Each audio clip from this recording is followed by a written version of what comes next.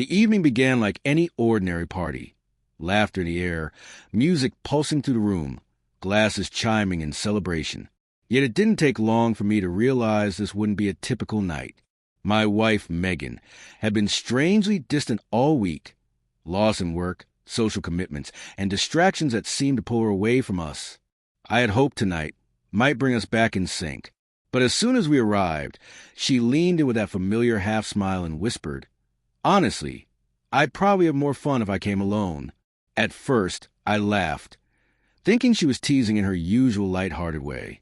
But something in her tone, that faint edge beneath the words, told me she wasn't joking. It wasn't playful banter. It was dismissal, a quiet statement that she didn't need me there, that my presence was somehow an inconvenience. It stung, the kind of sting that lingers if you pretend it doesn't hurt.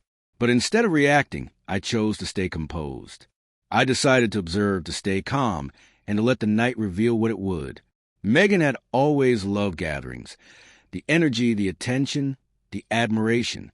I had never begrudged her that. I supported her, knowing she enjoyed being the vibrant center of a room. But hearing her suggest that she'd have a better time without me struck something deeper. It wasn't jealousy that burned inside me. It was the question of respect. Her words hinted at distance, a quiet rejection that cut deeper than any argument could. So I smiled through it. I mingled politely, chatting with acquaintances, all while watching her from a distance. Megan floated from group to group, laughing effortlessly, shining under the attention of others. It was clear she didn't just want space tonight. She was claiming it. A part of me wanted to pull her aside, to demand an explanation, to ask why. But I knew that kind of confrontation would only make things worse. Sometimes silence and observation teach more than anger ever could. As the night unfolded, her confidence only grew. She began slipping in little comments about how free she felt attending events on her own. She laughed at jokes she would have once rolled her eyes at, and even hinted that she might leave early to meet up with friends. The room seemed to revolve around her. Her independence wasn't subtle anymore. It was deliberate. I found myself wondering how far she'd go before realizing what her words truly meant.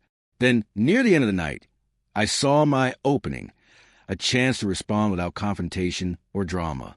I walked over, calm and steady, smiled, and said quietly, "If you think you'd have more fun alone, maybe I should give you the space to do that."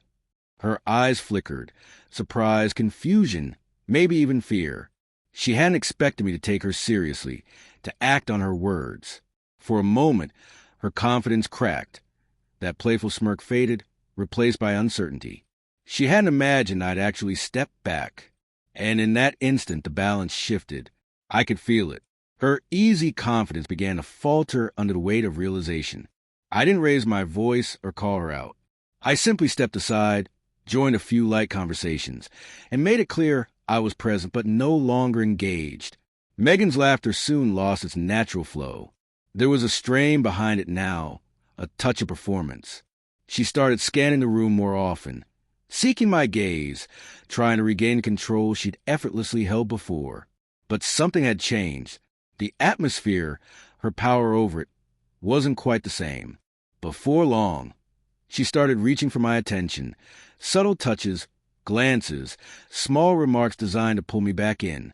I stayed composed, responding kindly, but without giving her what she wanted, validation. Her attempts grew more frequent, yet I held my ground. When she later mentioned stepping outside with some friends, I smiled and said, "Go ahead. I'll be right here when you're ready." That moment caught her off guard. She realized I wasn't going to follow, wasn't going to orbit her world tonight. She had to stand on her own, without the comfort of my constant attention. And in that small shift, the night transformed from carefree indulgence into something deeper, a quiet lesson in awareness and respect. As the party wound down, I saw the change in her. Her laughter softened. Her words carried more care. She approached me not with playful confidence, but with quiet consideration.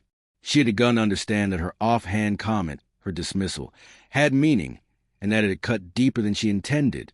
I hadn't embarrassed her, nor shamed her. I hadn't raised my voice or demanded anything. I simply let her feel the weight of her own words. And that quiet realization spoke louder than anger ever could. By the end of the night, Megan was different. The carefree woman who declared she'd have more fun alone was now thoughtful, subdued, aware. The dominance she'd once carried so easily had faded, replaced by reflection. When the guests finally left and the music quieted, we were alone. I approached her calmly, not to lecture, but to share what the night had shown. This wasn't about control, I said. It was about understanding.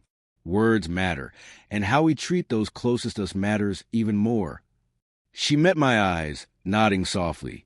There was no defensiveness, only realization. That simple remark of hers had revealed something deeper about partnership, about presence, about respect. In the days that followed, I noticed a shift.